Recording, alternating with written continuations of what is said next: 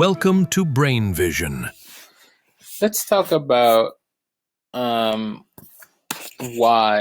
oligopolies sometimes can't cooperate long term.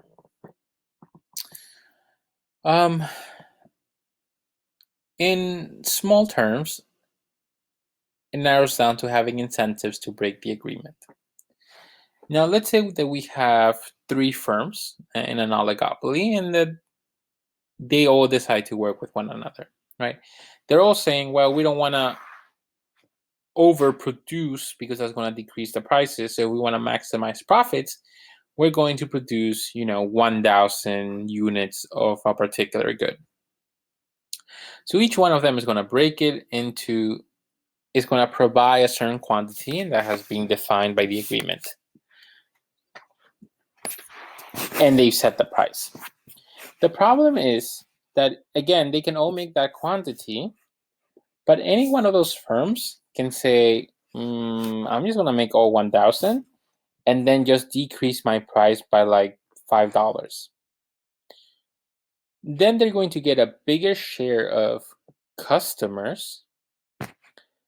The price is going to be lower, and they're going to make positive profits while the other 2 firms are not going to do very well. Now, this firm would know that as soon as that happens, the other firms are going to start behaving like a competitive firm. So from then on, profits are going to be 0. So basically, they get a boost in profits in the first period and 0, forever on. And anyone would think, well, isn't it better to just have positive profits every period? And yes, that is true. It would be better to have positive profits in every period. But imagine if you are the firm that didn't do this. So the other firm is the one who decided to cut down their prices and increase quantity, and that affects you. Then you're going to make probably going to make negative profits in the first period and then 0 profits then on, right?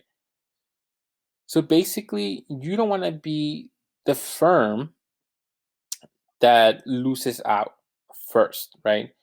If any of the other firms decides to break the agreement first, then they are basically making more profits than you, and it's not good for you. So it is this type of incentive structure that stops oligopolies from cooperating.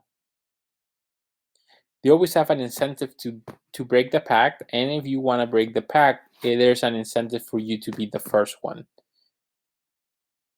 So without any type of legal binding or legal agreements, there's always going to be